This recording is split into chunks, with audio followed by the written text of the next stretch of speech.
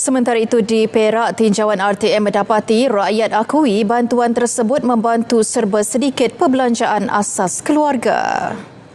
Alhamdulillah lah, dia dapatlah menolong macam bayar bil api lah, bil air lah dan sebagainya lah. Jadi saya rasa benda ni memang bagus lah.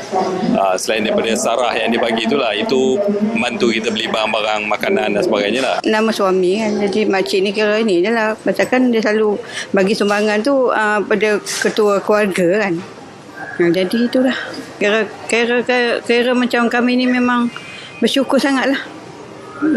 Membantulah. Kira apa keperluan yang kami nak lah macam tu. Kita sudah tak ada kerja. Dia ada kasih cash, kita boleh beli apa-apa pun boleh.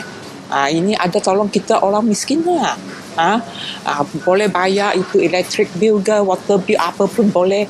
Kalau semua mari sini beli barang pun boleh juga. Tapi yang paling baik cash loh. Saya menyokong sekiranya yang menuntut, yang memohon untuk itu orang yang sebenar, yang layak. Tetapi kalau ada yang cuba salah guna kemudahan ni, itu benda yang tak baik lah.